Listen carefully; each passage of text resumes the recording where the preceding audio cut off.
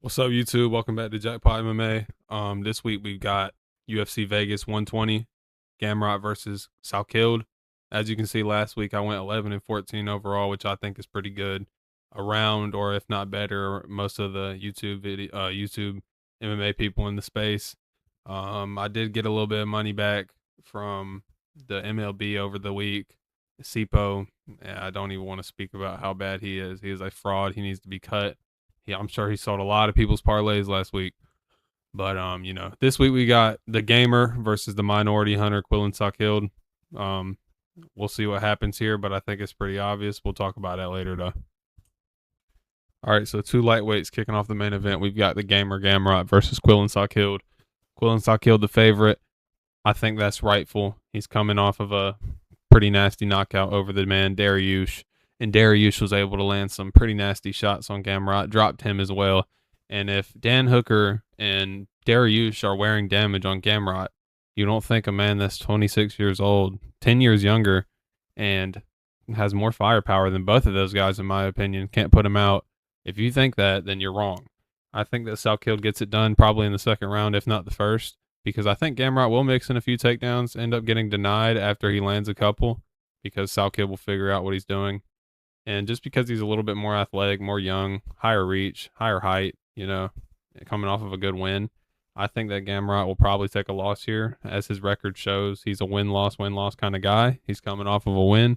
So I think it's time for him to take another L. Give me Quillen Salkilld by knockout. All right, next fight on the card, we got Billy Q versus Diego Ferreira, Uncle. 41 years old at this point, and he's coming off of two losses. So is Billy Q. Their activities sort of similar. I believe that Billy Q probably will be able to just get it done just because he's younger and he's fought sort of decent competition as of late. He's fought Yusuf Zalal, and then he got knocked out by Cub Swanson, which he's knocked out three of the four people he's fought recently. And Ferreira's coming off of a knockout to Hernandez. Not saying Hernandez is bad, but he's 17 and 18. So I mean, or 17 and 8. So personally, I think that the younger man here will be able to dictate the fight, probably mix in some wrestling as well, because at some point your age has just got to matter. It doesn't really matter if you're Brazilian or not. He's 41 years old, and that doesn't really work unless you're a really big guy. So in my opinion, I think that Billy Currencio will be able to get this done. I think he'll probably win by decision. All right, next fight on the card, we got an absolute marauder, the damaged Darren Elkins versus Gator Del Val. The Del Val guy, this dude's a submission artist coming off of Contender Series. He's had two wins in the UFC, both by rear naked choke, and he's coming off of a loss to the Monkey Man Jordan Levitt 5 months ago. So he's looking to get back in the win column, and that was his first loss in professional MMA. So he's obviously heavily favored here, and I think that's rightful. Elkins coming off of a knockout loss to Arosa. Now I like Darren Elkins a lot. He's one of my probably top 30 favorite fighters, I'd say. He's a brawler for sure. He gets in there and he throws down. He's kind of like what's his name? Davy Grant. He's a real scrapper.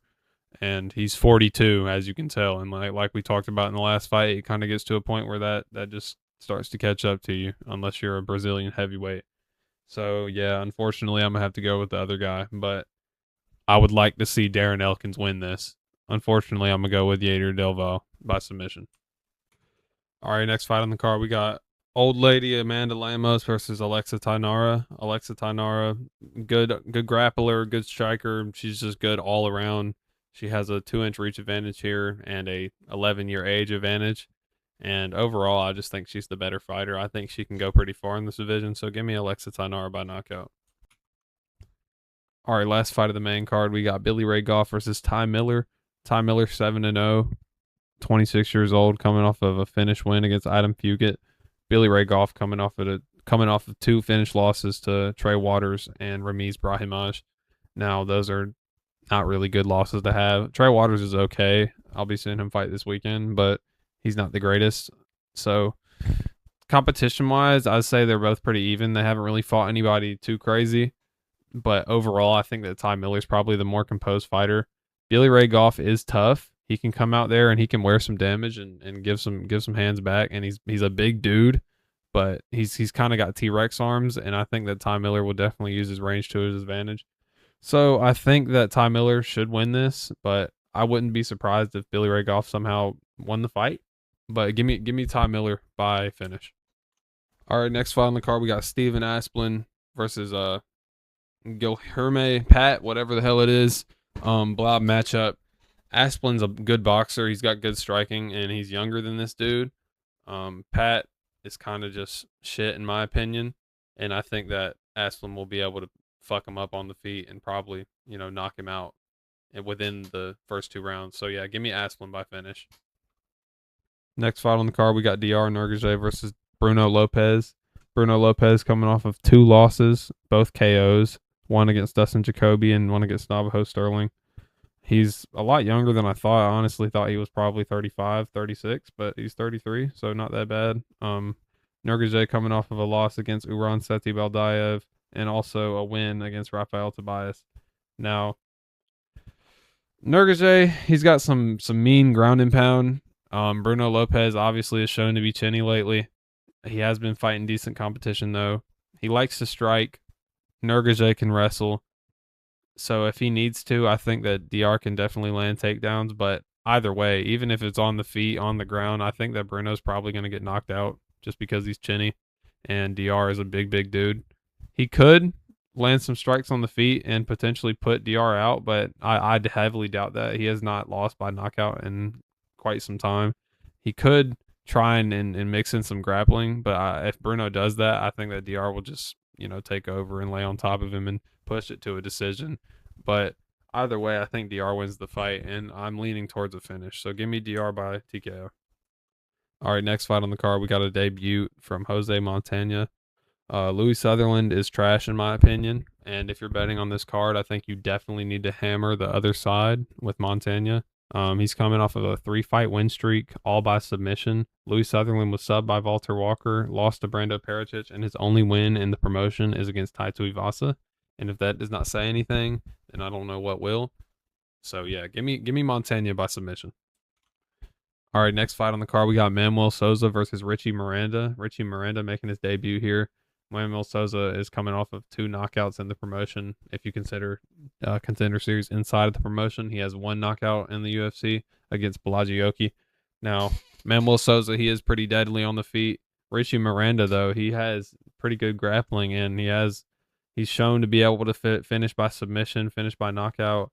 He's been able to take people into deep waters as well. He's beaten some undefeated fighters, and his competition overall, it matches up to the people Manuel Souza has been fighting as well. So this line is a little bit too wide in my opinion, and honestly, I think that Richie Miranda can get it done. So give me the American by submission. Next fight on the card, another banger matchup. We got Miles Johns, little bald head, fake Demetrius Johnson versus this babyface killer Jesse Rosas. These little Mexican dudes, I don't know what it is about them, but they come in here at like 18 years old, and these dudes are just unbreakable. They have like chins of steel, and they just keep coming forward, and they have engines. They do not stop unless you put them out.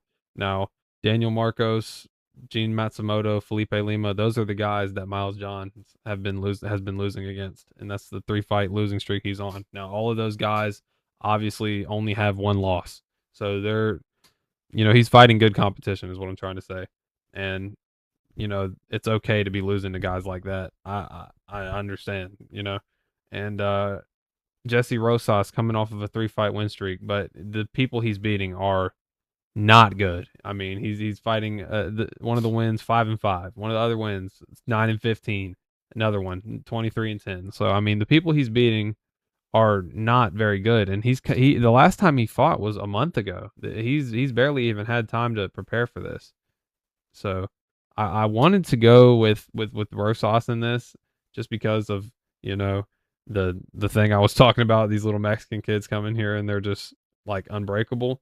But seeing that, it's kind of hard to pick somebody that has been beating cans. So give me Miles Johns, and I think he'll probably get back in the win column after going on a 3-fight skid, and probably by finish. Give me Miles Johns by knockout. All right, first fight of the prelims. Um, this is shit versus ass. I don't know why they have this kicking off the card, and this is unironically one of the hardest fights to pick for me because they both just suck. Miller is coming off of a loss against a 5-2 fighter. Only win was a year ago in the promotion. Well, actually, no, she had another win 3 years ago, and 3 years and 11 months ago. Oliveira is coming off of 3 losses, 2 of them by finish, and her only win, or no, her two most recent wins were against the 8-5 fighter and an 0-0 fighter. So they both suck, and they both don't have much to show for anything. So I don't really even know who to pick, but I'm honestly just gonna pick Miller because she has the more recent like actual win. So I guess we're gonna pick her, but I wouldn't be surprised if she were to lose. So yeah, give me Juliana Miller by decision, I guess. All right, guys, these are my official picks. If you want a tail, go ahead. I would have some caution. I'm introducing the confidence scale from red to green, red being bad, green being good. If you were to make any, I'd probably stick to about a 3 or 4 leg, maybe even 2. I'm probably going to run something like Steven Asplin, Montana, Salkilld, and maybe Tainara. I'm also going to the PFL event, so I might make a video for that. Not sure, but hope you guys do good if you do bet. Enjoy the card, and I'll see you guys next video. Thank you.